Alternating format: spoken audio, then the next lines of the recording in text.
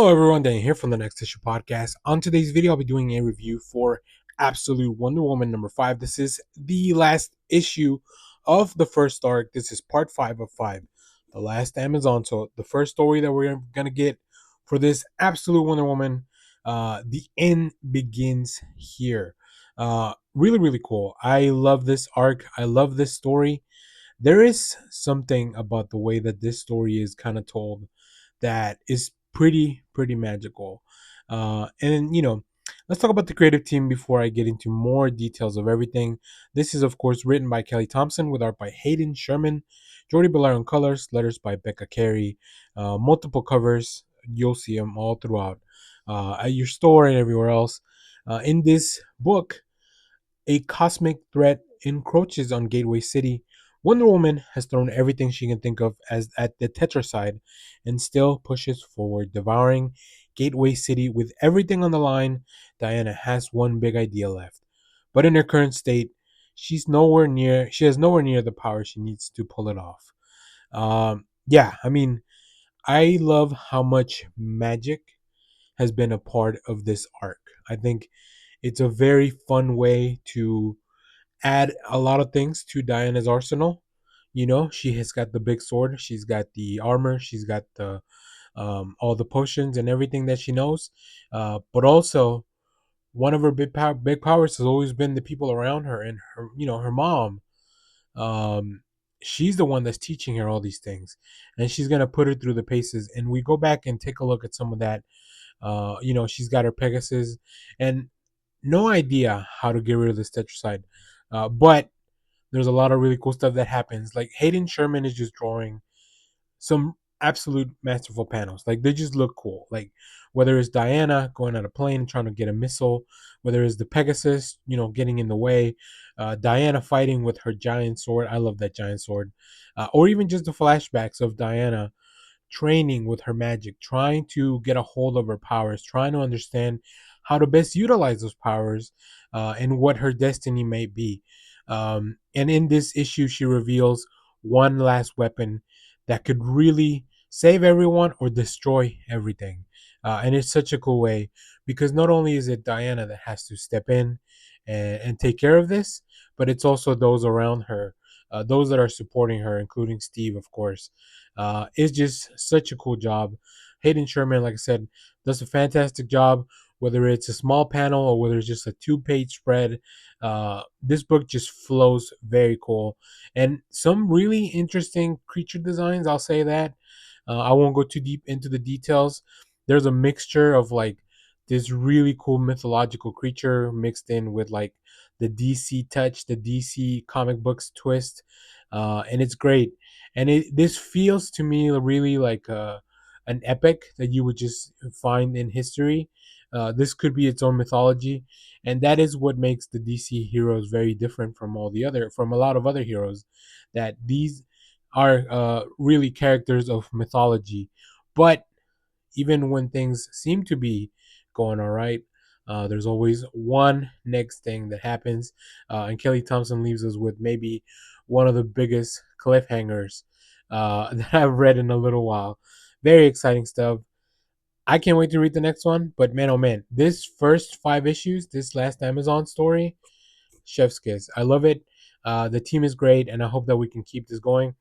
I don't know if the team will remain the same for the next story. Like monthly comics is very difficult, and although I think the writer can be more consistent all the time, really getting the pencilers and all the art team to stay consistent, that definitely takes a little bit more of scheduling, planning, and a little bit of luck. So we'll see. I haven't looked at the solicits, but I'll hopefully we still have more Hayden Sherman art, more Jordi Bellaire colors, and more letters by Becca Carey, because this team just kicking ass all over Gateway City. So hello everyone, Daniel here from the Next Issue Podcast. On today's video, I'll be doing a review for Superman 23. This is a new book from DC Comics. This is the conclusion of the current arc where we have this time traveling timekeeper Doomsday, trying to convince Superman to kill him so that he can evolve into his next form. This is written by Joshua Williamson with art by Dan Mora, colors by Alejandro Sanchez, letters by Anna Meher. And I don't know how Dan Mora is doing so much because just this week, Justice League, also drawn by Dan Mora. In this one, Superwoman lost in time as the Man of Steel battles for the life of his deadliest adversary, Doomsday. Superwoman travels across time and space to unlock the secrets of Time Trapper. Yeah, Time Trapper, not Timekeeper. What life-shattering secrets lurk at the end of time? What clues can Lois find to save the future? And can these answers be uncovered in time to halt the Time Trapper's evolution into God mode? This is an essential chapter in the many deaths of Doomsday Saga. So this saga will actually continue later on in the summer, um, but there is kind of a finite conclusion here for now. But they definitely Joshua Williamson is so good at laying down a story, laying out little pieces, and then teasing you with some of the stuff that's coming up, as well as a story that maybe will come back. There are big stakes on this one, like you can't let this Doomsday keep evolving into this God mode that he wants to unlock, which is really funny to kind of phrase it that way. People will be hurt. We're still figuring out Superwoman's powers, and are they permanent? Will they stick around? We know where she got them from. So what happens when that individual tries to come back and get them? And I think that's where we're going next. But yeah, Joshua Williams is so good at this, and of course, I mean, I don't know what else to say about Dan Mora other than he's probably one of the best artists of this generation. Just like when it comes to superhero comics, he draws so many characters. His paneling is just very cool, very dynamic. There are these pages that almost feel like they are breaking, like they're coming undone, they're coming apart, and that's all part of it. And I know it takes a team, but man, oh man, like laying out an issue like this, like that's arriving to this gigantic conclusion, it's a monumental task, and just Dan Mora just breezes past it like if it was like if it was Superman.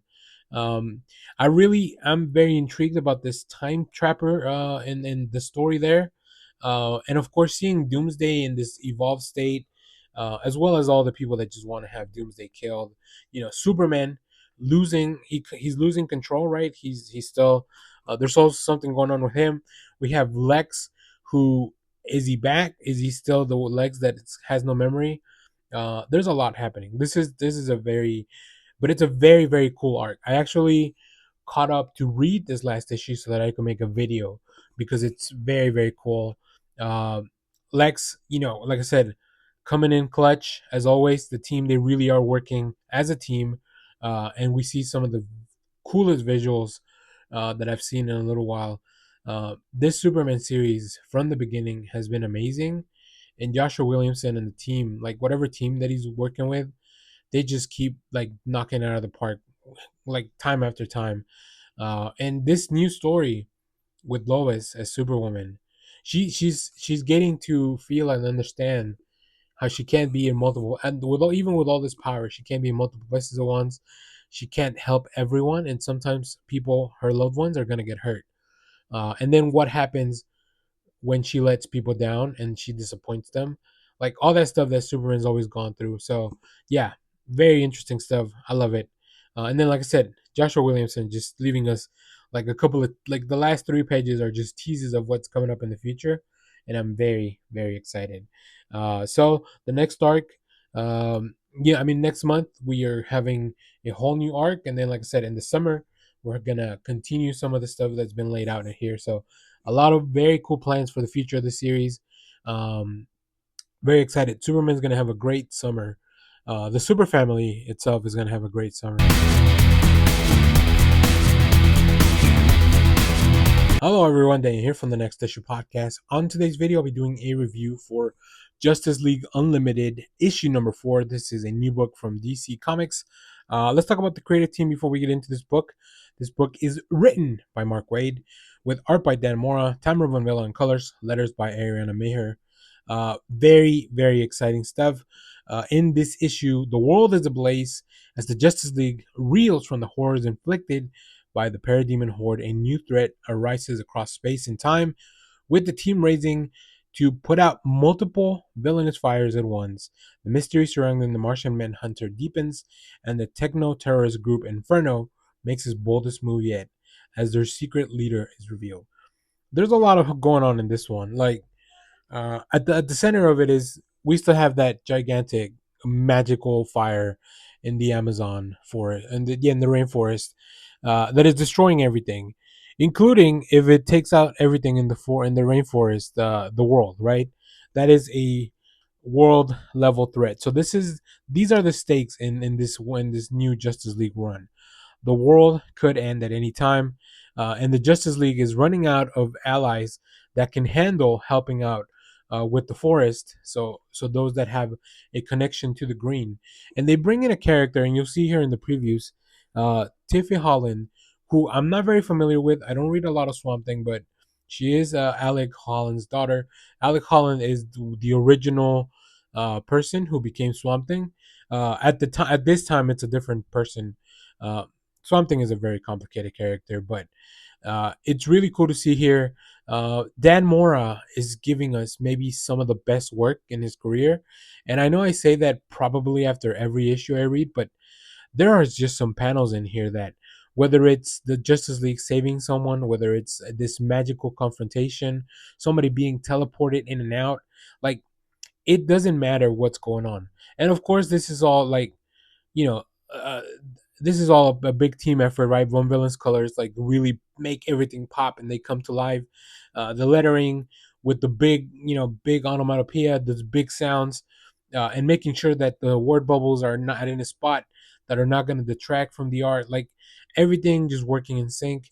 There are so many characters in this book. Like it would take me a few minutes to try to lock down everyone. So we have this big battle, you know, trying to help the green fight this forest because fight this fire. And then we also have the mystery of what the hell happened to Martian Manhunter. Where is he? What's going on with him? We find out in this issue. So if you're keeping track of all that stuff, and then last but not least, we have the Justice League has been infiltrated, and we know that since issue number one. So how's that all gonna play out? There's no way Mr. Terrific can keep all these plates spinning. Something's got to give eventually. So yeah, it's really really cool. I love this book. Now that the villains are kind of coming out and are rising, and I know it says the secret leader is revealed, and maybe overall it's revealed, but like we're probably gonna get a better look next issue. This also has a preview for a book that's already out, the Green Lantern Corps #1. So maybe this one had a little bit of a delay. I'm not sure about the schedule, but it's very, very interesting that this one has a preview for a book that's already out. Either way, uh, if you have read this, let me know what you thought about it down in the comments as always. Thank you for watching, everyone. Remember to share, like, subscribe. Let me know if the preview's there. Maybe they took it off by the time I went to press. But in our preview copy, there's definitely a preview for Green Lanterns. So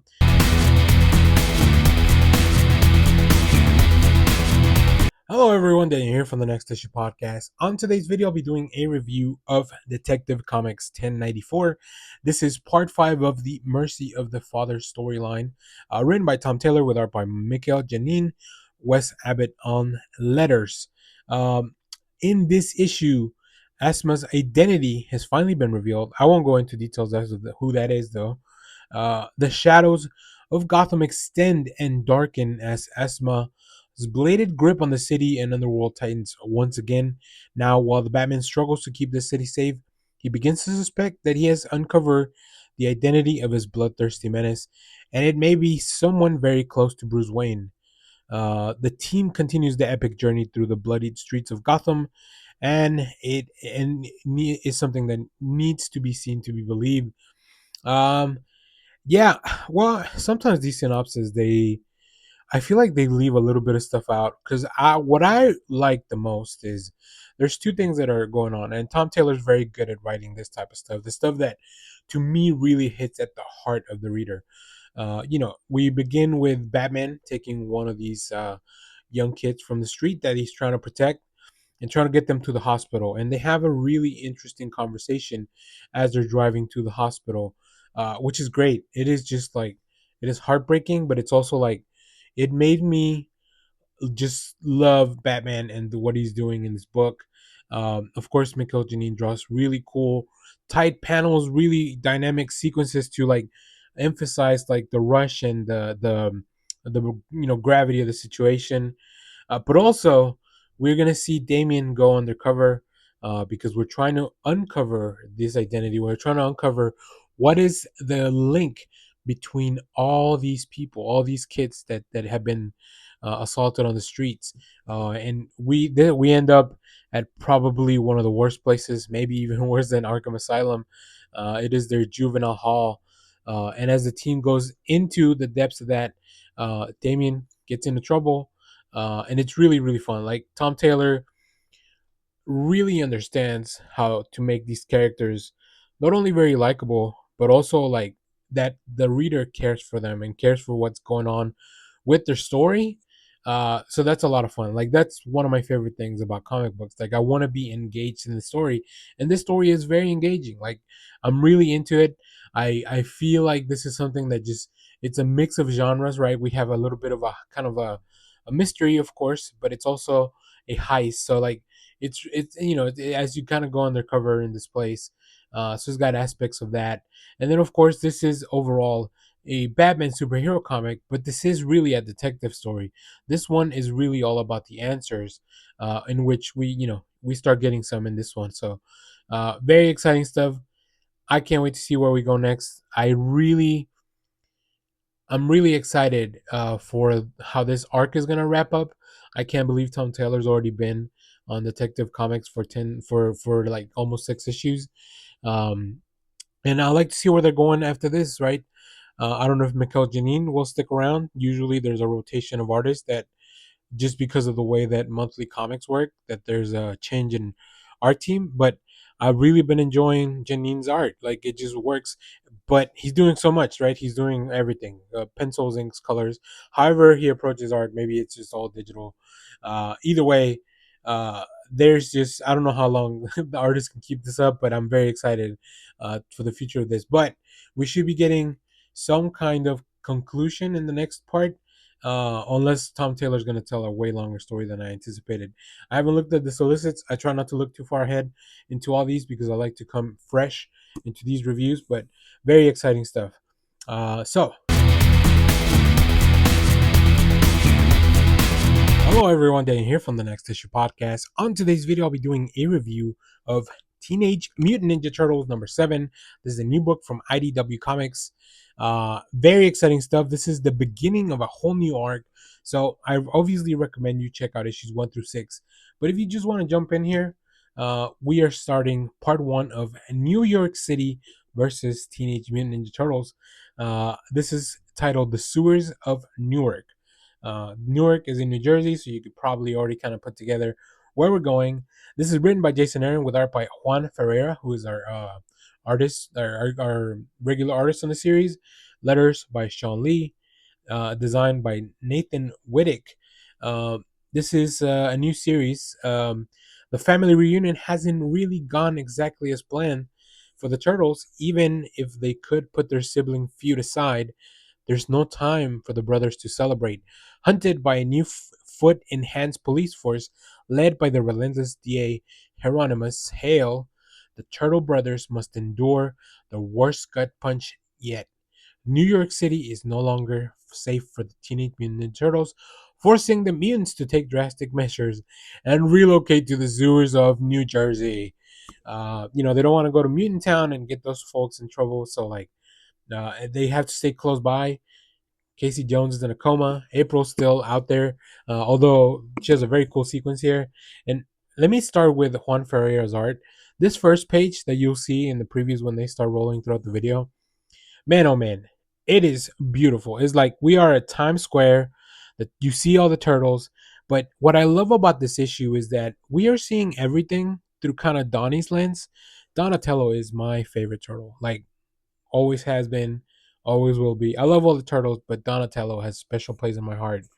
And then, of course, he's still running around with that little rat that he's calling Splinter, a little dead rat, might I add.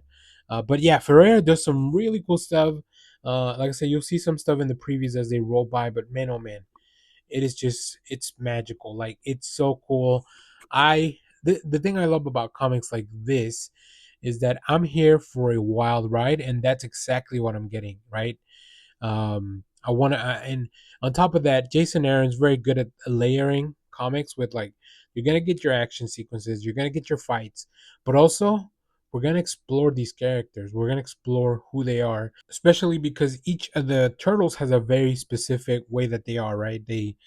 We know them. We know the one, the leader, the fighter, the goofball, and the smarter one. Like, but Jason Aaron manages to kind of like unfold that and just explore some more, get to those layers. He's found a way to like change the roles a little bit, right? Donnie, there's still something off about him. There's still something weird, but I love that we're seeing this book through his lens. Not everything's right, but I think Donatello has the answers. And as we get deeper into the sewers, um, the brothers just they start crumbling and they fall apart, and that really hits hard. That just really packs a punch. Of course, the city, like there's no way for them to stand behind the turtles now, even if as the reader we know they're the good guys, because just all the propaganda, all the stuff that's happened.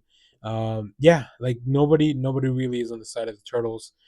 They each go their separate ways. Like I said, we have a little bit of checking in with April in a very cool few pages.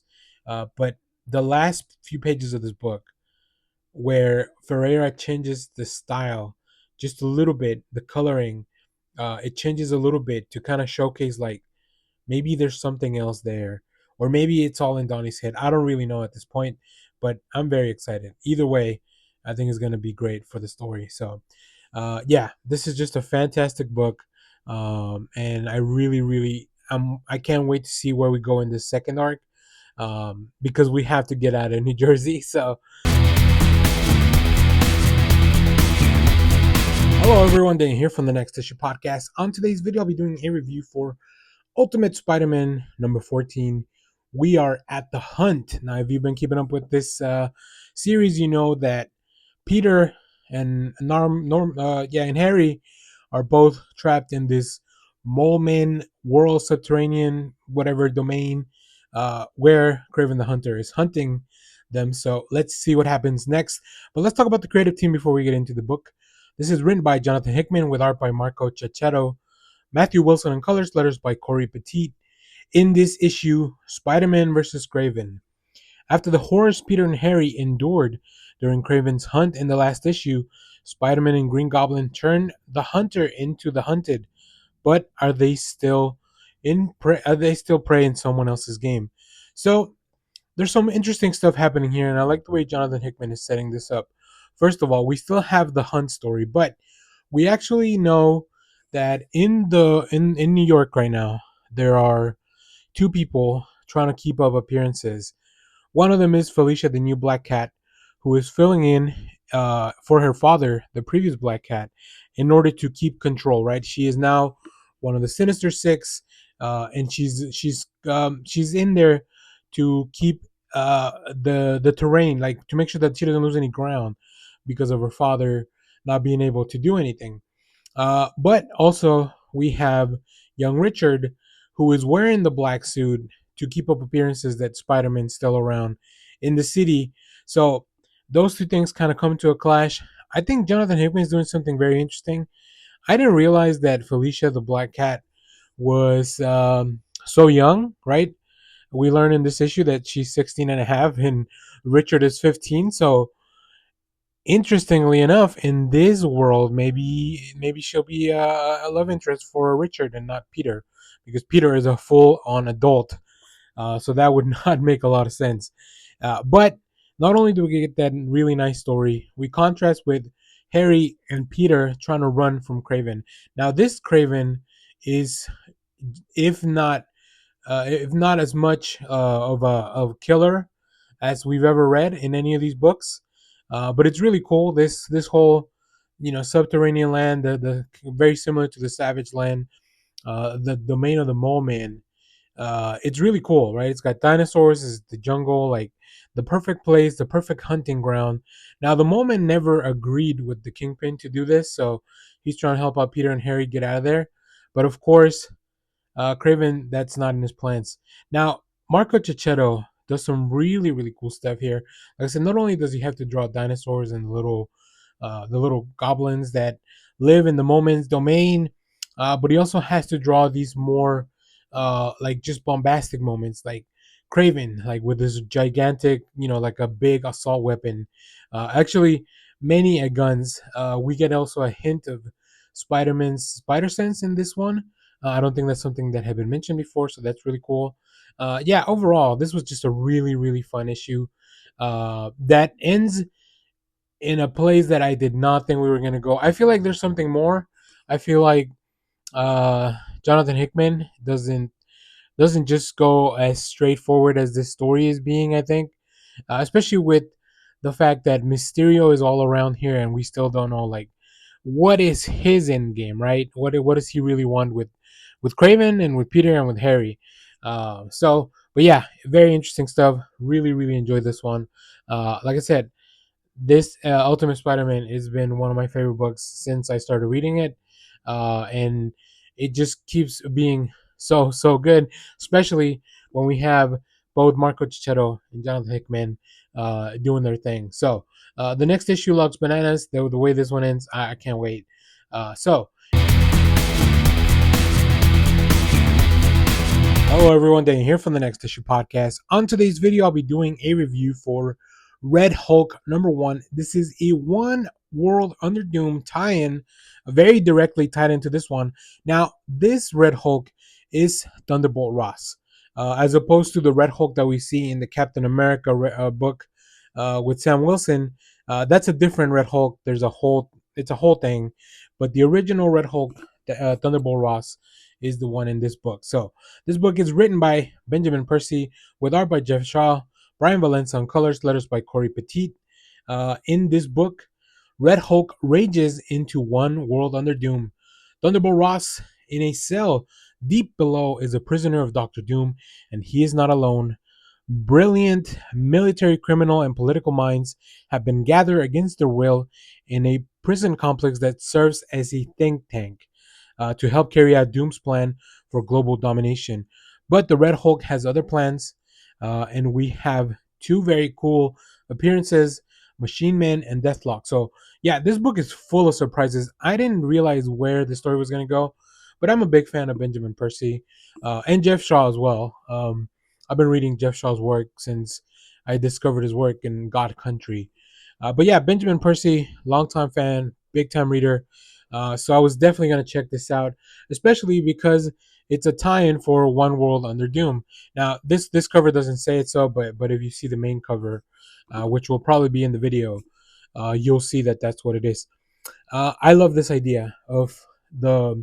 We start out with a sequence where the Red Hulk is invading this like factory in North Korea or something like that, and then we realize that he's just running scenarios about it, different destabilization tactics, different war tactics with Doom, and Doom is learning. So I think one of the things that Doom has been doing to prepare for this gigantic event that he's doing right now uh, is is having these people, these military minds, these political minds, these advisors held against their will to really bring all that stuff to life. Like pick the best ideas. The way Jeff Shaw draws the action sequences is amazing. The Red Hulk is he's so much more savage than the Hulk, and it just really shows. It goes to show you here. But now we have this kind of like, how do we get escape from this prison? And it's a really, really fun way that it just kind of comes to be. Um, like I said, including characters like Deathlock, Machine Man, and then of course trying to figure out why the Red Hulk cannot turn into the Red Hulk immediately. That's always fun. So yeah, this was really fun. I really enjoyed this tie-in. I think the art sequences work really well. It's really cool to see like all the Doombots and all the different characters, and these prisoners just be confined. Jeff Shaw does a really cool job of like drawing these really confined spaces and covering them in shadows and darkness. So like the art team really went all out. There's a really cool 9-panel sequence where Machine Man is doing like just taking a beating, but it's all part of their plan. Like it almost feels like an escape movie, right? Like Escape from Alcatraz or Escape Plan or something like that. But yeah, I mean, you throw that in on top of like having a Red Hulk in your book, and it's gonna be freaking awesome. So very excited to keep reading this. I don't know if this will be just a mini series, or it will keep going after the Doom event is over. So we'll have to stay tuned for that. But yeah, highly recommend you check this one out. Although I will say I wouldn't call this essential reading for the event. I would call this recommended reading for One World Under Doom. So hello, everyone. Dan here from the Next Issue Podcast. On today's video, I'll be doing a review for Fantastic Four number 29. This is a tie in for the One World Under Doom event. Let's talk about the creative team, which we have the writer of the Doom event, Ryan North, with pencils by Corey Smith, inks by Oren Jr., Jesus Alberto on colors, letters by Joe Caramagna. Really cool cover by Joe Cassara and Dean White. In this issue, the impossible has happened. Doctor Doom has taken over the world, and the Fantastic Four are not going to let that stand. As Reed locks himself in the lab trying to figure out the problem of Doom, Ben treats Sue to a trip to New York with their mutual friend Jen She-Hulk Walters to help her get their minds off of things. But tensions after vampires overrun the world in their blood hunt remain when Ben, Sue, and Jen find themselves on the wrong side of a mob justice. They face a choice. It's one they will not be able to take back. There's a lot happening here, so let me just set the table very quickly. If you haven't read One World Under Doom, you'll probably be a little confused, but just know that Doctor Doom has taken over the world and pretty much he's ruling every country. Although not very hands on yet, he definitely has an influence. And then the other thing is that after the events of Blood Hunt, some of the vampires that were turned are now no longer affected by the sunlight. Like they are still vampires. They still have all the need for blood and hunger and everything. And the only thing that has changed is that they are no longer affected by the sunlight. So how does this come into play? Well, I I mean, Ryan North one thing I like about his writing and one thing I like about this issue is that like my buddy Josh and the podcast, like on if you watch our live shows, he's talked about how each of these issues is overall a pretty much standalone story and you could just jump in. Like we aren't just in here to catch a glimpse of what's going on in this moment in Ben and Sue's life as they go see their friend in New York, who which just happens to be the She-Hulk. Which is really cool. I love their dynamic. I love their relationship. They go way back. But Ryan North is very subtle at putting in like these things that, like we have to deal with now in the Marvel universe. There are vampires that are like there are vampires that are going through a tough time and they are facing just people going after them for being vampires, even if maybe they had nothing to do with the big event, right? Maybe they just happened to be somebody that was turned, and now they are living as vampires, and it was not by their choice, and they really just want to be left alone, but they still have the need to feed, and there's really no, and Doom is using this hatred of vampires to kind of drive his own agenda. So I think Reed and the team discover that in order to take down Doom, they can't do it on a big old scale, right? They've already tried on the One World Under Doom event. They're gonna have to do little things, and that's just a good lesson. Like sometimes if you want to change things around you, you have to start small and then kind of go from there.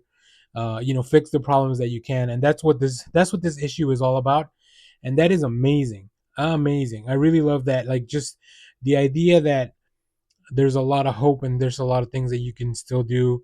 I think Corey Smith does a really good job giving us whether it's a friendly lunch, a mob chasing vampires, or even these young vampire kids who are now suffering, and they know that once they get hungry, they're gonna lose control. There's a lot of feelings behind that, but the way this issue resolves, it's a lot of fun, and it still leaves you. It's like this book is very entertaining, but then on another level, it's a little messed up, and then on like at the end when you get to it, it just hits you one more time in the gut. So yeah, there's definitely a lot happening, but very very entertaining, which is the reason I read comics is because I want them to make me think about stuff like that, or I want them to help me escape into these different worlds that Marvel and DC and all these other companies are creating, right? And this one accomplished both, which is quite a feat. But Ryan North is fantastic, so I knew this was going to be a fun one.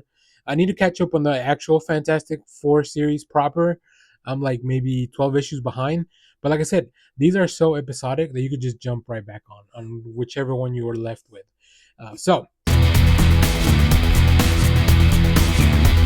hello, everyone. Daniel here from the Next Issue Podcast. On today's video, I'll be doing a review of the one-shot Captain America and Volstagg #1. This is another one of the J. Michael Straczynski's team-up event. I did a few weeks ago the Doctor Doom Rocket story, but let's talk about the creative team, and then I'll tell you a little bit more about this series of one-shots.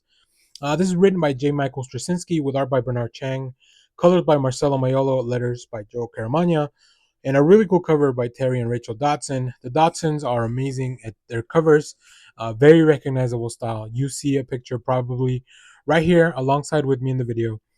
In this book, the J. Michael Straczynski team-up event continues as Volstagg recruits the Sentinel of Liberty, Captain America. When war breaks out in the Nine Realms, Volstagg of the Warriors 3 turns to the only man skilled enough to end it, Steve Rogers, Captain America.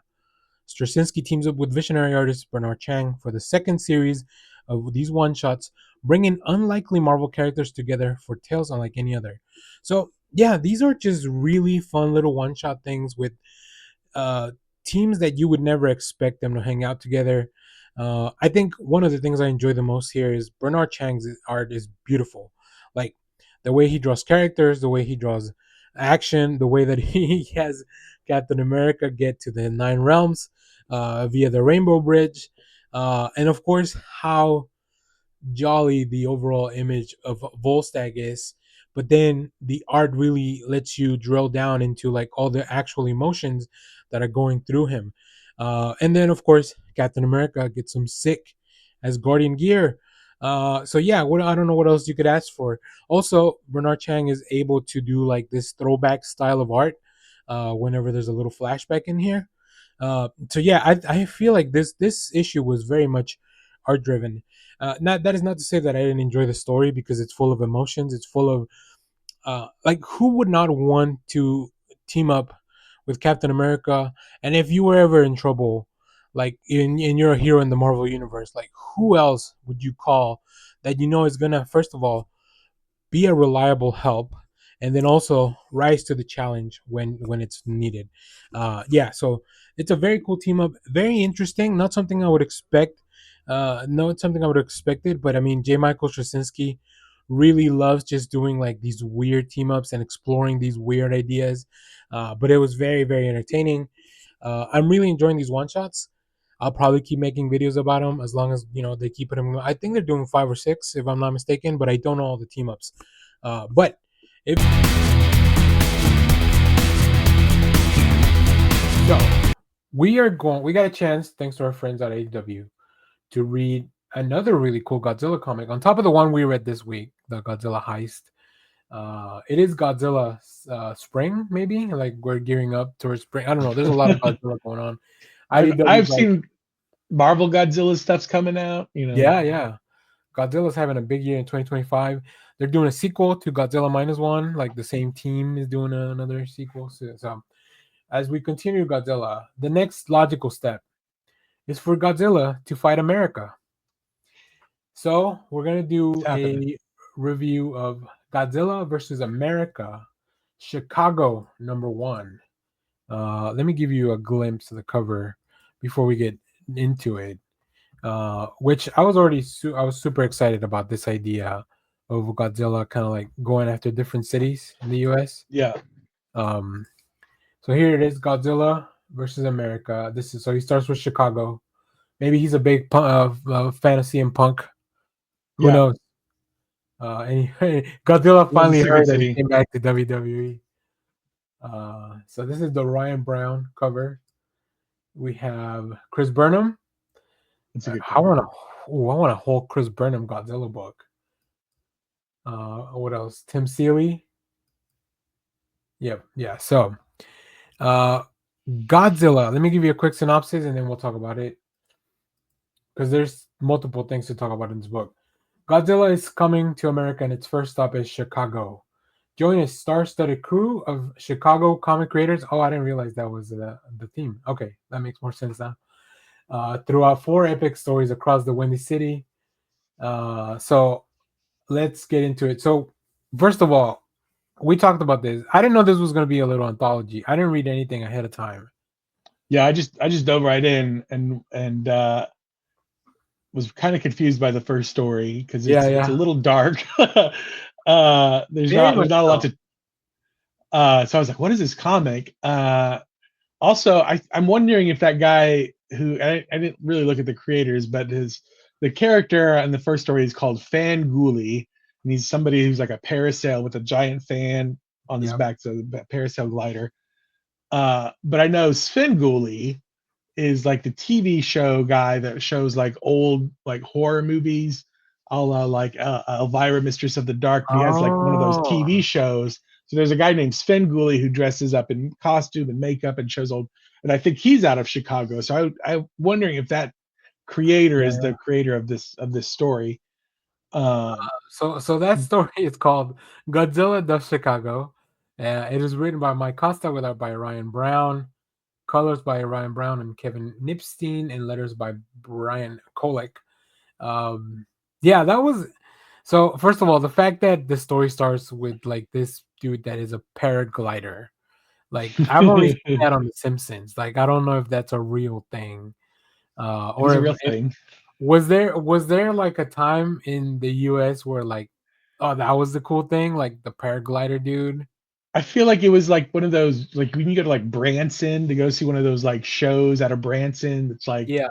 like water shows where people like were on like motorboats with skis and stuff, and they would Oh, stand okay. in pyramids and stuff. I feel like it's that kind of entertainment, like along Okay. those lines. Like at the But they state used to have fair, them, or yeah. yeah, and they did used to do stuff like back in the 70s and 80s where they would go around football stadiums and glide and stuff like that, which is how this starts off. The fan guy is hated by Chicago, and he kind of concocts a plan to like make it up and become the hero of Chicago, and he goes all screwy, and he Yeah. ends up killing 7,000 people in the process very casually. And so Yeah. that's why I was like, what is this story? And then once I realized, oh, it's a bunch of independent creators, then I really got into the book. The last story is the one I enjoyed the most. Godzilla In versus fact, I went, Chicago, the by Carolyn Cash. yeah, I went and looked up Carolyn Cash. I'm like, I'm gonna have to look into this creator more. Um, I but want to say my buddy Mike's been talking about Carolyn Cash for a while. Yeah. Yeah, I did look them up, and they do some kind of like very indie comic that I've Yep. never, which makes me think I need to go out and buy more drawn and quarterly books and stuff like that. It's Um, it's interesting because it's like a very tongue in cheek story, where it's like it starts out very serious and then it goes into like this, like the realm of like what is happening? What is this Godzilla story? Yeah, it was there's very a good. drawing in that last book where Godzilla like spins around and like the little word bubble is like rawr or something like that, and I'm like, I need that on a shirt. Yeah. Like IDW needs to print that as a poster, 100%. That is your image of the issue right Yeah. there. I think my favorite story was the Blue Line Sign. This one's done by Tim Seeley, written and illustrated by Tim Seeley, with colors by Mm. Heather Reckel and letters by Brian Kolek. Where we kind of follow a young woman who sees somebody on the subway, and they're like, "Oh, like they're kind of cute. Like I think we went to high school together, or whatever." Yeah, And you're just having your normal day. You see your crush on the subway or on the L train, and then Godzilla shows fucking up Godzilla shows up. and decapitates the train conductor. Oh my god, that's a very Tim Silly thing to write too. So yeah, Yeah, it uh, was a pretty Godzilla definitely does some destruction in this book, but it's a very fun book. I definitely, it's definitely, if you're a Godzilla fan, I definitely recommend it. yeah. The last story that we didn't talk much about is Chai Godzilla, written, illustrated, and lettered by Ezra C. Daniels. Not very familiar with Ezra's work. I feel like that one probably took like it just grabbed me the least of the four. But it not that it's bad or anything. It's just like these are all four very different stories that have different hooks for different type of readers and people. So I think like if you're a fan of Ezra or like if you're a fan of that type of storytelling, like you'll probably really get into it. So very excited for this. Like this was so much fun. Yeah, Um, I think I love Ryan Brown doing like his art is so goofy. Like if you read Lucky Devils or 8 Billion Genies, like just the design of the parasailer dude, like with the mustache, like he looks like a little villain, almost like an old, like train track tied woman to yeah, the train tracks type of villain. Um, yeah, I really enjoyed it. It was a really fun anthology, which was surprising because I didn't know that it was going to be an anthology. So exactly. okay. Any last thoughts on this? No, I think it's I think we said that it's good for very enjoyable, but also these kinds of books are good to like smaller creators name and Yep. stuff like that. So that's why I really appreciate them. Cool. Well, let me see. The next issue of this series is going to be Godzilla versus LA. And that one's gonna be because I think at the end of the issue it says, but it's gonna benefit victims of the wildfires and all that as well. So let me see if I can figure out the other cities. I don't think I mean, I Godzilla think versus it's probably Los going to be a Angeles. So it looks like those are the only two that I see announced: Godzilla versus Los Angeles and Godzilla versus Chicago. So we'll have to stay tuned to see where else ends up Godzilla's going to attack. So Orlando. exciting stuff. Cool. Well, thanks to our friends over at IDW. We really appreciate it.